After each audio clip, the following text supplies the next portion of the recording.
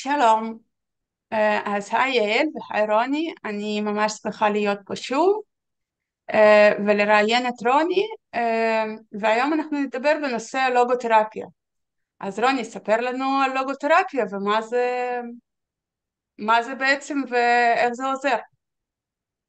לוגותרפיה היא שיטתו של פרופסור ויקטור פרנקל. המהות שלה, מרבים להגדיר אותה כריפוי באמצעות משמעות, ויש כאלה שמדגישים ריפוי באמצעות מציאת משמעות.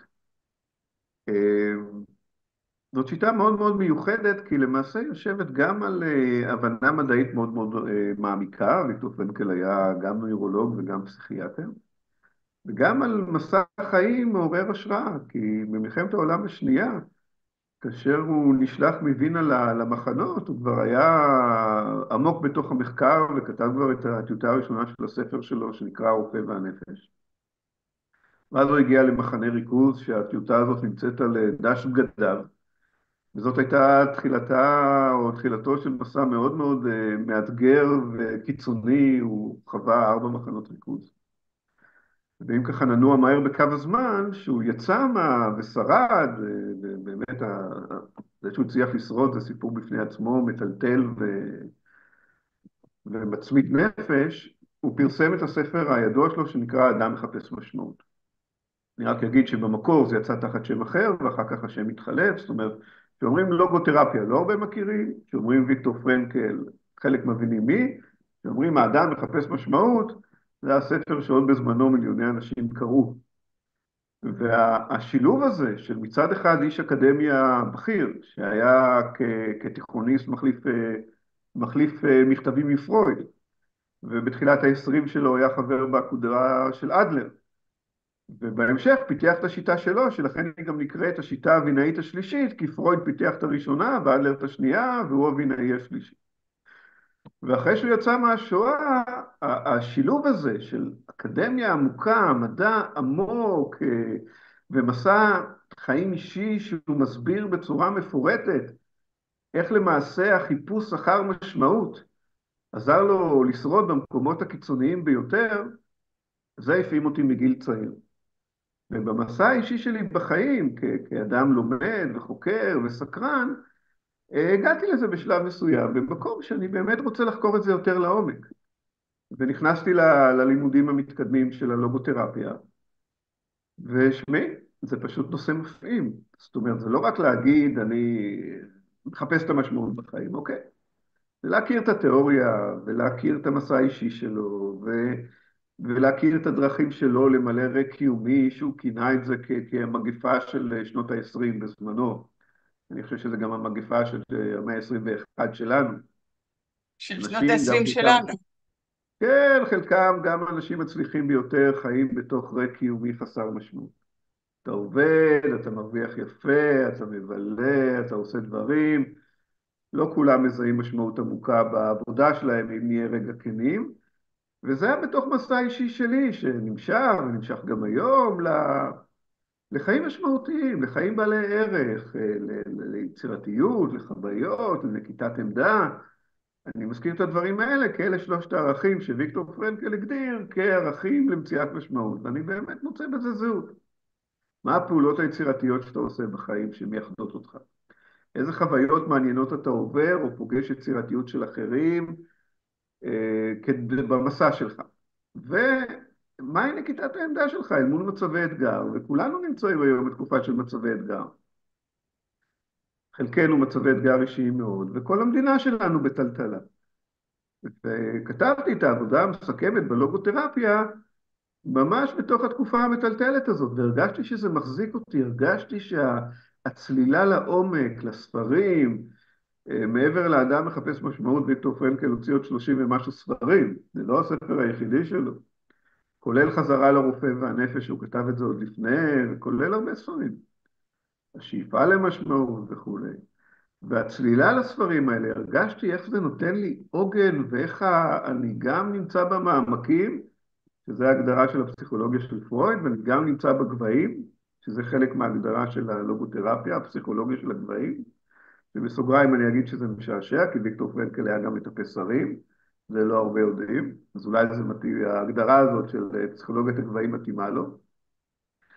ולהיות במקום הזה של להרגיש שיש ריפוי בדבר הזה, זה לא סקרנות אינטלקטואלית גרדה, מה שנקרא, זה ממש, אני עברתי על תכנים, אז בכמה שניות, אני מאוד מתחברת בעצם למשמעות, ואין ספק, וגם במחקרים שדיברת עליהם, שזה מציל אנשים לגמרי.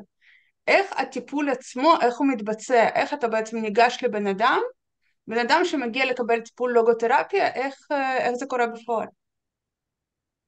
זה בהרבה היבטים דומה לטיפול רגיל, כי יושבים ומשוחחים בתוך קליניקה, בתוך מרחב מוגן, ומשוחחים בצורה מאוד, מאוד גלויה ומוגנת ופתוחה על החיים. אבל מעבר לזה יש ארגז כלים שלם שייחודי ללוגותרפיה ולא נמצא בפסיכואנליזה של פרויד ולא נמצא בתיאוריה של הפסיכולוגיה של האינדיבידואל של אדלר. ופרנקל המשיך, הוא המשיך קדימה בזה שהוא הכניס את הממד הנואטי לתוך התהליך הלוגותרפי, שזה הממד הרוחני. והוא כינה אותו ממד נואטי, כי הוא לא רצה שיבלבלו את זה עם רוחניות דתית. למרות שהוא בא בדיוק, אתה מבית... יכול להביא דוגמה לסוג של שאלות למשל שאתה שואל בפגישה הראשונה, כמו שאמרת, בניגוד לפסיכואנליזה, שזה אנשים אולי יותר מכירים, איזה, איזה סוג של שאלות אתה שואל בשביל באמת להבין איך אנחנו מגיעים ומקדמים את חיפוש המשמעות. כן, תראי, הפגישה הראשונה וגם כמה פגישות שאחריה, זה שיח של להכיר את מי שיושב מולי ושהוא יכיר אותי. ההצלחה של הטיפול, פרנקל הגדיר את זה 85% מהטיפול, אבל אפשר לתת כל מיני אחוזים, היא בקשר בין האנשים שיושבים על הכיסאות. ההגדרה של מטפל ומטופל זה הגדרה לטובת ההתכנסות שלנו, אבל זה הקשר בין האנשים. ואני שם מאוד מאוד דגש להבין מי יושב מולי, ומי שיושב מולי ומי שיושבת מולי, שהיא תבין מי יושב מולה. ועוד זה עוד לפני סיפור זה החיים. מאוד חשוב, כן, זה עוד זה לפני אחד סיפור מדברי החיים, המפתח. זה דגש אחד, וזה לרוב זה יותר מפגישה אחת. אבל ברגע שיש את הנוחות הזאת שמתובלת בהומור, שמתובלת בהרבה אנושיות, כי כל אחד מאיתנו מתמודד בחיים האלה בצורה כזאת או אחרת, אז הרבה דברים נפתחים. דבר נוסף, בשינוי לפסיכואנליזה אין דגש מאוד ארוך לשנות הילדות של מי שמולנו. זאת אומרת, אנחנו לא נשקיע כרגע שנה פלוס להבין מה היה, איך היה, למה היה, פעמיים שלוש בשבוע. ולא שאני לא שם יתרונות בפסיכואנליזה, יש שם הרבה יתרונות. צריך לדעת מי יושב מולנו. אבל לא לאורך שנים, כי אחד הדברים שגילו זה שהחיטוט הזה בילדות, שוב ושוב ושוב, לא, אנחנו נכנסים שוב לפצעים. ויש לזה גם חסרונות. אז אני כן מבין מי מולי, אני מאוד מתייחס לכאן ועכשיו, ואני מאוד מתייחס לחיבור, כפי שאמרתי, של האנשים שיושבים בחדר. ומתוך הכאן ועכשיו הזה, אנחנו נעים קדימה. חלק מהכלים הלוגותרפיים זה באמת שאלות סוקרטיות כאלה, שזה שאלות לברר, שאלות שמילדות כל מיני תהליכים ותובנות ותהליכים. זה לא מייחד רק את הלוגותרפיה כמובן, לכן זה נקרא שאלות סוקרטיות, כי זה הולך הרבה מאוד אחורה. אוקיי? ערך נוסף שהזכרתי זה נקיטת עמדה, זה להבין שבכל מצב נתון יש לנו אפשרות להגיב, גם אם המצב מטלטל מאוד. ויש משמעות לתגובה שלנו ולנקיטת העמדה. ואני מזכיר שוויקטור פרנקל מביא את המסע האישי שלו בתוך מחנות ריכוז. אתה אומר לעצמך, אם הוא שרד את זה, כנראה שאני יכול להתמודד עם מה שאני חווה, כי זה פחות קיצוני. אז יש משהו גם בהשוואה הזאת, יש משהו בפרספקטיבה, יש משהו בלהביא את חוכמת הדרך וחוכמת הניסיון לתוך החדר, לתוך השיחות, זה הרבה. בעצם מה שאתה אומר, ואני מאוד מתחברת לזה ומסכימה לגמרי, שבכל מצב, וגם הקיצוני ביותר, לבן אדם יש אפשרות לבחור איזה עמדה הוא נוקט. למשל, אם הוא במחנה, הוא מתייאש, או שהוא מחפש משמעות, וזה מה שמציל אותו. וגם לי יוצא, וגם אני מכירה הרבה אנשים מהחיים, שאומרים, אבל אין, אני לא מבין, אני לא מבין איך אני מוצא משמעות עכשיו. ואם בן אדם כזה מגיע אליך לטיפול, איזה כלים יש לך בשביל להביא אותו בדיוק לנקודה הזאת שהוא, אני לא יודעת אם להבין זה המילה הנכונה, אבל כדי שהוא יסכים שהוא יכול לבחור איזה עמדה לנקוט, שבעצם יש לו יותר מאפשרות אחת, ו... והעמדה שהוא ינקוט זה בעצם יקבע מה יהיה איתו בהמשך. איך אתה מביא אותו לשם מתוך מצב שהוא בא ואומר אין אופציות, אין, אין שום כן, עמדה, יש רק דרך אחת והיא גרועה. זאת שאלה מצוינת, וזאת גם שאלה מאוד טריקית. כי מצד אחד, אני מאוד מאמין בהיבט של הקשבה למה החיים מפנים אלינו, ואז זה לא רק החיפוש אחר משמעות, אלא זה הקשבה אולי למשמעות שהחיים מפנים אלינו.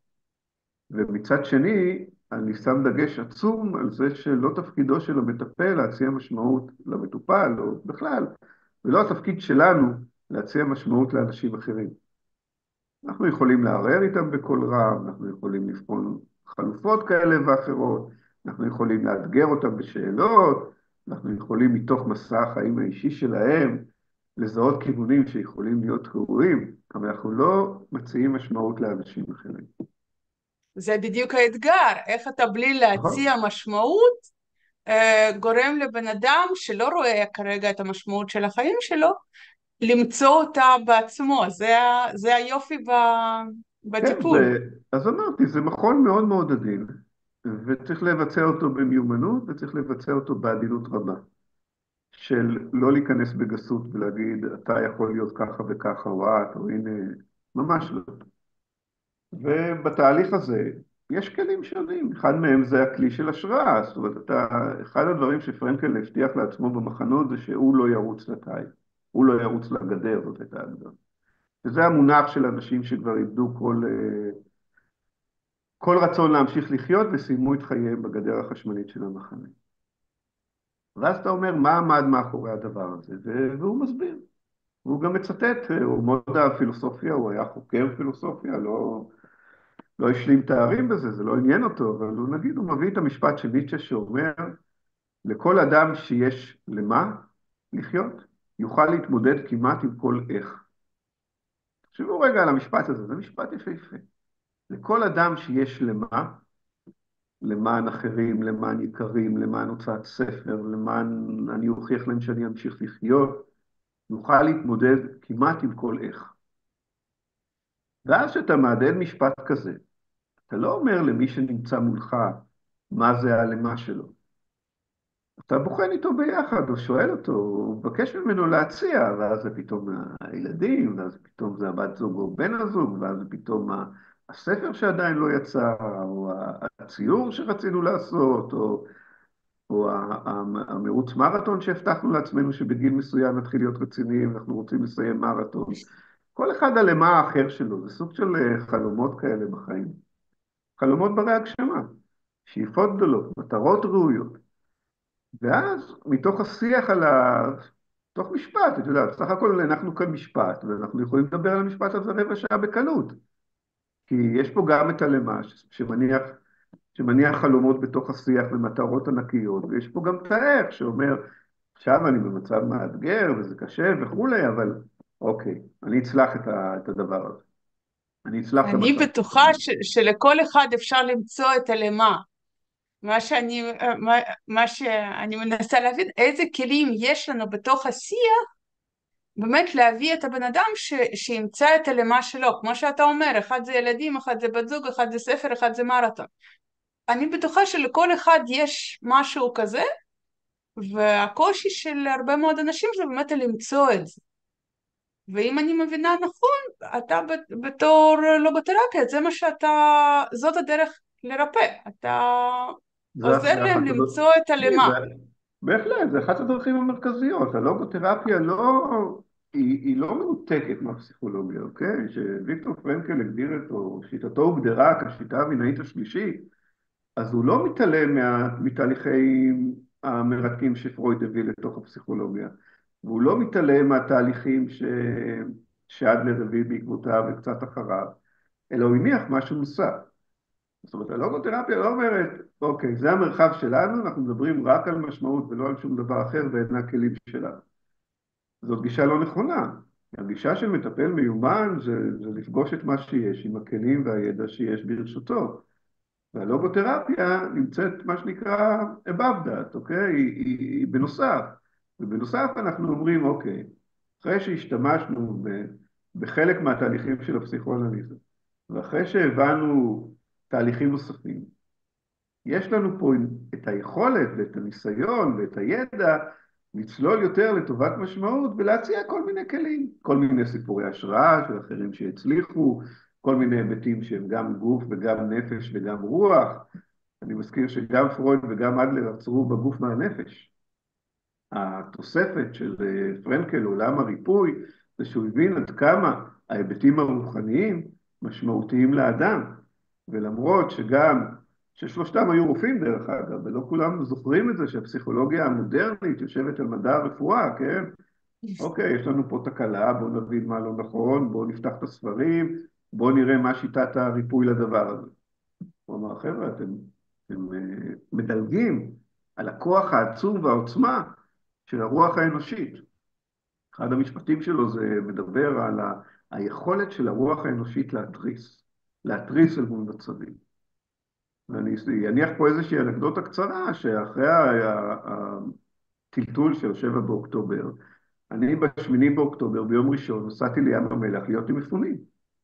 ולא כי הזמינו אותי, או ברמה מסוימת הזמינו אותי, כי נסעתי עם 2 חברים מטפלים, אבל כי הרגשתי צורך, התעורר מצורך, לעשות משהו בתוך המצב היום הזה שעוד לא הבנו עד כמה הוא היום, ואני חושב שגם היום אנחנו לא עד הסוף מבינים עד כמה הוא היום, כי אנחנו עוד לא בפוסט-טראומה שלו, בגלל שאנחנו עדיין בטראומה עצמה. אז זה איזושהי הקשבה לקריאה שמתעוררת מבפנים ומבקשת היענות ומבקשת פעולה. ואני חושב שכאנשים יש לנו את זה. רק רבים מאיתנו, הקריאה הזאת כבר מאוד חלשה. יש הרבה שכבות שהתווספו מעליה, של מה ראוי ומה נכון ומה נחשב וכולי, והשכבות האלה מרחיקות אותנו מאיזה קשב פנימי עמוק למסע הייחודי שלנו בחיים האלה. ויש בלוגותרפיה אפשרויות, דרך שאלות, דרך באמת השיח שמתעורר, דרך כתיבה עם האדם שמולנו אוהב לכתוב, אז אנחנו מציעים אותה. דרך היבטים של פסיכודרמה שנקראים דרמה תרפיה או לוגודרמה, שהלוגותרפיה נכנסה גם לעצמה. הלוגותרפיה זה למעשה קוד פתוח, שגם לקח כלים ממקומות שונים, וגם דרך ממשיך, אף של פרנקל ממשיך להתפתח עם כל מיני הצעות. אז אנחנו לא... ברלוונטי לימינו, אני זוכרת שכמו שאתה מתאר בהתחלה, כשעוד לא הבנו וכשהבנו, אחד הדברים שאמרתי לעצמי שבעוד תקופה, אני הגדרתי אותה כחצי שנה, זה בטח יהיה יותר, הסתובבו בינינו המון אנשים שהם יהיו בפוסט טראומה ולא ידעו לשייך את זה לאירוע הטראומטי הלאומי שקרה. כי הם לא היו בקו הראשון, כי אף אחד מהמכרים שלהם לא נפגע ישירות. ו... וזה... והם יסחבו את הקושי הזה. והם לא ידעו, ואחר כך גיליתי שכן מדברים על זה, זה התעורר למשל עם המילואימניקים שחזרו ומצפים מהם לעבוד כרגיל, והם לא יכולים כי הם עדיין במילואים. ואני שואלת איזה כלים יש לך בשביל לעזור לכזה בן אדם שהוא אפילו לא מודע, הוא יודע שהוא במצוקה. עכשיו זה שאנשים האלה יפתחו מחלות, אבל הוא מרגיש שהוא במצוקה, והוא לא יודע לבוא לבקש עזרה, והוא גם לא יודע לשייך את זה שהמצוקה שלו זה בעקבות זה שהוא חווה אירוע טראומטי לאומי, לא כי הוא היה בעוטף, אלא כי הוא חווה אירוע טראומטי. איך אתה יכול לגשת לכזה בן אדם? תראי, אני חושב לשמחתנו, אני אגיד, למרות שזו מילה קצת בעייתית בהקשרים האלה, הנושא המנטלי, הנושא הנפשי, הרבה יותר מדובר היום מפעם. פעם אם מישהו היה הולך לפסיכולוג, הוא לא היה מדבר על זה כל כך הרבה. פעם אם מישהו היה עושה עבודת עומק בהיבטים הנפשיים והמנטליים של חייו, הוא היה פחות מזכיר את זה. היום זה שיח הרבה יותר פתוח, והוא פתוח גם ברמה התקשורתית, זאת אומרת, מדברים על זה, ויודעים שטראומה לאומית לוחצת על כל מיני כפתורים, ומעלה לנו שדים אישיים, שלא הגיעו לבקר אותנו המון זמן. אז אחד הדברים קשורים בנו כחברה, ואני חושב שאנחנו עושים את זה, אולי אפשר לעשות את זה יותר חזק ויותר עוצמתי, אבל אנחנו עושים את זה. אנחנו מביאים לידי ביטוי את הפגיעות הנפשית שלנו. וכשמדווחים על כל מיני דברים, מדברים על נפגעי גוף ונפגעי נפש, כי מבינים שקורים דברים. אתה לא חייב להיות שם, אבל אם אתה כהורה, יש לך בן או שניים שמשרתים בעזה, זה לא יכול שלא להשפיע עליך. אם אתה גר ביישובי הצפון ואתה כבר חודשים רבים לא יודע אם תיפתח שם מלחמה או לא, האי-ודאות המטלטלת הזאת לא יכולה שלא להשפיע עליך. ודרך אגב, לא רק אם אתה תושב הצפון, כי אנחנו מבינים שאנחנו כמדינה, יש לנו פה מספר חזיתות ואנחנו מאותגרים. ומה שקרה ב7 באוקטובר משפיע על כל אחד מאיתנו ברמת הביטחון האישי שלו, ברמת החרדה לעצמו, לילדים שלו, לקרובים לו, ברמת החרדה למדינה הזאת.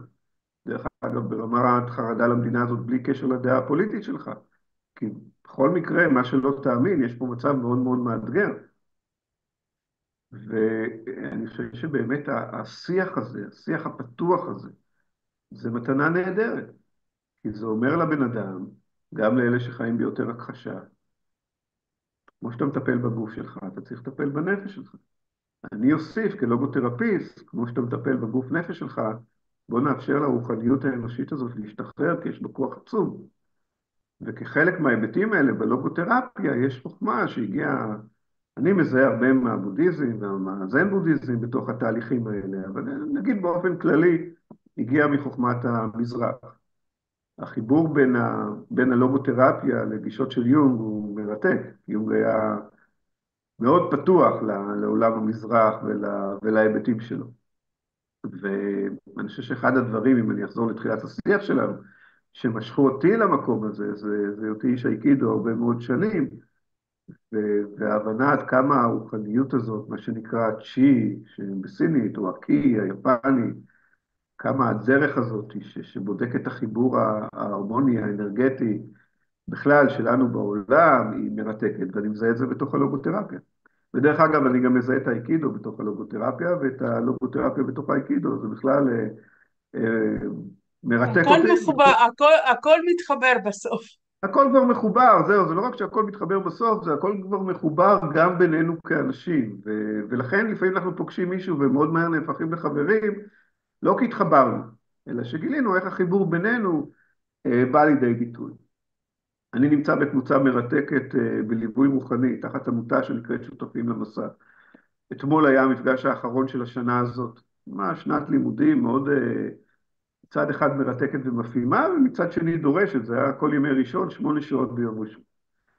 ודיברנו במפגש המסכם, איך הפכנו למשפחה. עכשיו, זה לא מפתיע אותי, כי אני אומר שוב, אנחנו כאנשים מחוברים.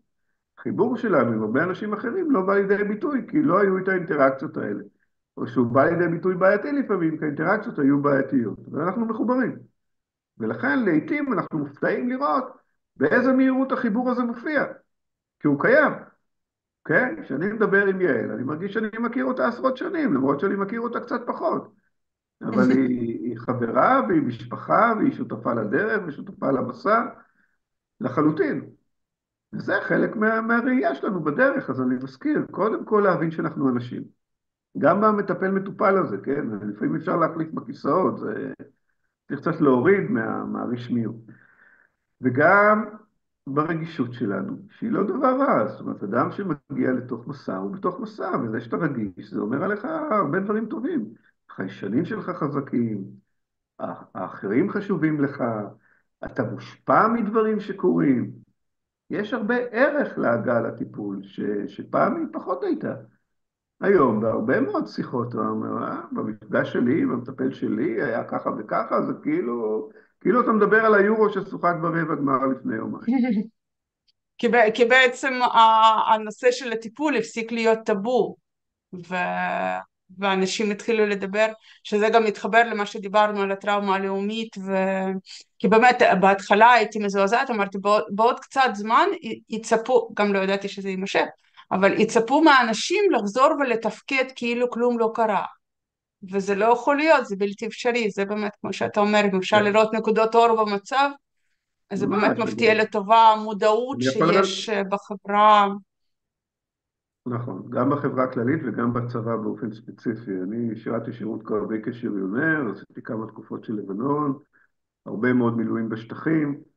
לא זכורה לי שיחה אחת איבדה בעין את התהליכים שעברנו כלוחמים. ולא מעט מאיתנו מצולקים, גם כאלה שלא היו בקרבות ופינו גופות, מהרבה היבטים שקשורים לצבא, והיום זה שונה. היום החבר'ה שיוצאים מהסבבים, יושבים עם פסיכולוגים או עם מטפלים אחרים, יש להם אפשרות להדהד את התחושות שלהם, בתדירות כזאת או אחרת. אני לא אומר שזה מספיק, אני גם לא יודע עד הסוף, אבל אני יודע שזה קיים וזה יפה. ויש גם פתיחות של המערכת לטפל באנשים שאחר כך הם הלומי קרב או פוסט-טראומטיים, ויש כאלה, מה שנקרא, נוספו למעגל הזה אלפים רבים, אוקיי? ואני חושב, הזכרתי את הרקע קיומי כאחת הבעיות שלנו, כשאתה חווה טלטלה כל כך עצומה, אז כאילו הפרספקטיבה שלך על החיים השתנה. תחשבו על מילואימניק שחוזר למשפחה שלו, והיום חבר'ה עושים מילואים גם, אתם יודעים, קוראים להם לנגלה השלישית, הם עושים איזה 180 וחלקם מעל 200 ימים, זה מטורף. והוא אמור לחזור לעבודה שלו, ולמשפחה שלו ולילדים שלו, כאילו כלום. אי אפשר לחזור כאילו כלום, כי יש השלכות למה שחווית. וצריך בדיוק, לעבוד על זה. איך אתה יכול, איזה כלים יש לך לעזור בדיוק בנקודה הזאת, שהוא חוזר, ואי אפשר באמת לחזור למצב. אז קודם כל לאפשר לבן אדם, לאותו אחד או לאותה אחת, יש לנו הרבה נשים היום במעגלים האלה, להדהד את מה שהוא חווה, להבין את מה שקורה, לתת לזה מקום, להבין שההדחקה וההכחשה זה לא הדרך הראויה, כי אני חזק ואני גדול ואני קרבי ואני שרירי ואני אסתדר, זה לא עובד ככה. מתישהו ההתפרקות ואם תהיה. ניקח בתור דוגמה למשל את אשתו של המילואימניק, שגם היא לא הייתה בקרב, נכון. ולעומת, הנה, היא למשל דוגמה מאוד טובה למה שאמרתי קודם, שממנה מצופה שהיא בסדר, היא המעגל תמיכה. היא לא הייתה בקרב, אבל כשהוא חוזר, אז היא גם צריכה המון עזרה נפשית. היא צריכה המון עזרה נפשית גם לפני שהוא חוזר. ואנחנו כקהילה וכחברה אזרחית עושים את זה לפעמים יותר טוב ולפעמים פחות טוב. את יודעת, נשים שנשארות מאחור ומטפלות במספר ילדים, חלקם מאוד מאוד קטנים, והבעל לא נמצא כבר תקופה, וזה שילוב של חרדה לשלומו, ותפעול של כל המערכת הזאת שנקראת בית, וחלקן גם עובדות, היא מטורפת. אז מצד אחד החברה האזרחית הוכיחה את עוצמתה מהיום הראשון של הטלטלה. ראינו את זה בהתגייסות אינסוף, וזה יפה. ומצד שני, עם הזמן זה קצת נחלש. אז חלק מהמודעות למה שקורה סביבנו כאנשים הוא מאוד חשוב. פרנקל מאוד אהב לצטט את הלל הזקן על שלושת המשפטים המפורסמים שלו. המשפט הראשון היה אם אין אני לי מי לי. שזה הרבה אוהבים לצטט, אבל זה לא נגמר שם, וגם מצטטים לא נכון, כי אומרים, או לפחות מתרגמים לא נכון, של קודם כל אני, אין אני לי מי לי. אני דואג לעצמי חבר'ה, אני דואג לעצמי. אבל זה רק המשפט הראשון, שהמהות שלו זה להבין את הייחודיות שלי. להבין מה אני עושה כאן בעולם הזה, מה אני אמור להשאיר אחריי. המשפט השני זה כשאני לעצמי, מה אני? ותראו באיזה יופי זה סותר את ההבנה המוטעת של המשפט הראשון, כלומר, משמעות אמיתית היא למען אחרים, ושלמען אחרים יש בה אחריות עצומה. שימו לב שהמילה אחריות מגיעה מהשורש אחר, לזהות את האחר, לראות את האחר, לפעול למענו. והמשפט השלישי זה אם לא עכשיו ואם מתי. זאת אומרת, עכשיו זה הזמן. ו... ולהביא את העכשיו הזה לתוך המקום, זה לא לחיות בעבר, וזה לא להתמוסס אל מול חרדות העתיד. זה מה קורה איתך עכשיו, שזה מאוד בודהיסטי, כן, מדיטציה, תשומת הלב. מדהים, מדהים. אנחנו צריכים לסיים בעוד כמה שניות, ואני מאוד זה מדהים איך שסגרנו בעצם את המעגל של התחלנו מהמשמעות והגענו למשמעות. המשמעות היא תמיד היא נוכחת, אנחנו לא צריכים לצאת ממנו או לחזור אליה, אנחנו צריכים בעיקר להקשיב, בעיקר זהו, להקשיב. יעל נתקע אותנו. יעלי, אני אנחנו לא מכין את זה. שומעים אותה. לא, היא מסמנת לך, בואי תמשיכי, דברי. לא, המקום הזה שהחיפוש אחר משמעות לא חייב להיות חיפוש אקטיבי ונוקשה ומזיע, והוא יכול להיות מאוד שקט, ובעיקר מקשיב. וכשאני מתרגל מדיטציה, ועשיתי מספר ריטריטים של 10 ימים בשתיקה, אה, אחרי החקר העמוק למשמעות, המדיטציה שלי שונה, ההקשבה שלי קצת אחרת. אני לא נאזק באיזו מחשבה שמגיעה, גם קודם ניסיתי, אבל עכשיו יותר קל לי. אני לא מבקש משהו מסוים, אני בעיקר מקשיב. ולפעמים רק זאת להתפנות ההתפתחות להקשבה שלנו. הזאת, כן, רק להתפנות להקשבה הזאת, רק לצאת מהסחות הדעת שאנחנו כל כך טובים בהן. מה עושה היום אדם שמרגיש רע? פותח נטפליקס. או שאומר, וואלה, יש היום יורו, נראה כדורגל 1.5 שעה. זה עכשיו, זה בסדר. היו אחלה משחקים ביורו, גם אני ראיתי. אבל זה לא המהות. זאת אומרת, צריך לצאת מהמקום הזה שאנחנו מחפשים הסחות דעת כדי להרגיע את עצמנו, כדי להרגיש קצת יותר נעים בטלטלה, אלא למצוא את האומץ, לצלול למעמקים ולזהות מה קורה שם, ולמסוק לגבהים ולהבין מה מצפה מאיתנו בחיים האלה, לעצור מאיתנו מדי רגע ולהגיד מה קורה עכשיו, מה הרגע הזה, מה משמעות הרגע, ולהבין שיש גם משמעות עליונה, גם אם אנחנו לא מזהים אותה. זה לא מעט. זה לא מדהים. מעט, זה שבוע אחרי מאוד חשוב שבוע, לדעתי אני יכול להגיד לך, לדעת להבדיל בין אני מתנתק עכשיו ורואה יורו לבין אני באמת מוצא משמעות כן, כן, משמעות באותו רגע, ותשומת לב נוכחת, והרבה מאוד היבטים שהם, כמו שאמרתי, גם חוכמת המזרח וגם מחוכמת המערב. אני חושב שהלוגותרפיה השכילה, והיא עדיין מתפתחת, להביא חוכמה משולבת כזאת. וכשכתבתי את הספר על מורה יושיבה ופרנקל, מורה יושיבה הוא מייסד האייקידו, ראיתי באמת עד כמה יושיבה, כמייסד האייקידו, היה איש של משמעות וחיפוש אחר משמעות. הוא נסע למנזרים, הוא חיפש מורים, הוא חיפש להביא אומנות לחימה שהיא לא רק מראה כמה אתה חזק וטוב, הוא היה חזק וטוב, היה אחד מאומני הלחימה הידועים ביפן בזמנו, ואיך הוא הצליח להביא את הרוח לתוך אומנות הלחימה, שהוא השקיע בהיבטים הרוחניים של חייו, לא פחות מההיבטים הגופניים. כאיש אייקידו זה עשה לי המון, כאיש לוגותרפיה זה עשה לי הרבה, אני אפילו אגיד שכאיש שחמט זה עשה לי הרבה, כי אתה מזהה את המשמעות בכל מהלך ומהלך. מדהים. השחמט מניח את זה.